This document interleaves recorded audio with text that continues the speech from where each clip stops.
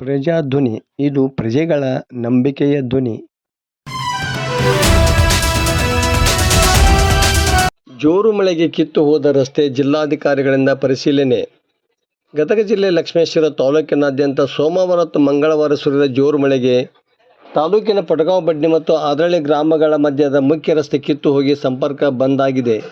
ಈ ಹಿನ್ನೆಲೆಯಲ್ಲಿ ಜಿಲ್ಲಾಧಿಕಾರಿ ವೈಶಾಲಿ ಎಂ.ಎಲ್. ಅವರು ಗುರುವಾರ ಸ್ಥಳಕ್ಕೆ ಭೇಟಿ ನೀಡಿ ಪರಿಶೀಲನೆ ನಡೆಸಿದರು. ಗ್ರಾಮಸ್ಥರಾದ ಸುಭಾಷ್ ಬಟಗುರ್ಕಿ, ಸತೀಶ್ ಗೌಡ ಪಾಟೀಲ, ಮುತ್ತಣ್ಣ ಚೋಟಗಲ, ಶೇಖಣ್ಣ ಕರಿನಾಗಣ್ಣ ಅವರು ರಸ್ತೆ ಬಂದ್ ಆಗಿದ್ದರಿಂದ ಉಂಟಾಗಿರುವ ತೊಂದರೆ ಕುರಿತು ಜಿಲ್ಲಾಧಿಕಾರಿಗಳಿಗೆ ಮನವರಿಕೆ ಮಾಡಿಕೊಟ್ಟರು.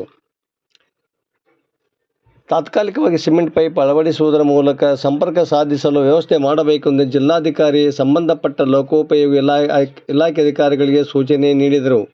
ಈ ಸಂದರ್ಭದಲ್ಲಿ ಜಿಲ್ಲಾ ಪಂಚಾಯತ್ ಮುಖ್ಯ ಕಾರ್ಯನಿರ್ವಾಹಕ ಅಧಿಕಾರಿ ಭರತ್ ಎಸ್, ತಹಶೀಲ್ದಾರ್ ವಾಸುದೇವ ಸ್ವಾಮಿ, ತಾಲೂಕು ಪಂಚಾಯತಿ ಕಾರ್ಯನಿರ್ವಾಹಕ ಅಧಿಕಾರಿ ಕೃಷ್ಣಪ್ಪ ಧರ್ಮರ, ಪಿಎಸ್ಐ ಈರಪ್ಪ ರಿತ್ತಿ, ಕಂದಾಯ ನಿರೀಕ್ಷಕ ಬಿ.ಎಂ. ಕಾತ್ರಾಳ ಸೇರಿದಂತೆ ಮತ್ತಿತರರು ಇದ್ದರು.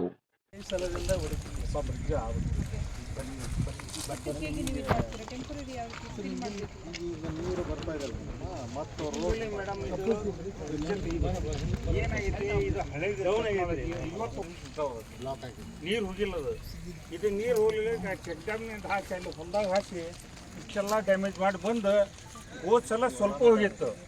ಈ ಸಲ ಪೂರ್ತಿ ತೆಗೆದುಬಿಟ್ಟೈತೆ, ಅದು ಭಾಳ ಬಂದ್ಬಿಟ್ಟೈತಿ. ಒಂದ್ಸಲ ಹೇಳಿದ್ರು ಡೌನ್ ಫಸಾದ್ ಹಾಕ್ತೇನೆ ಅಂದರು, ಅಂಡರ್ ಪಾಸ್ ಆಗ್ತಾ ಇಲ್ಲ. ಆಮೇಲೆ ಮೇಡಮ್ ಅಲ್ಲಿ ಚೆಕ್ ಡ್ಯಾಮ್ ಐತೆ ನೋಡ್ರಿ, ಅದು ಒಂದು ಸ್ವಲ್ಪ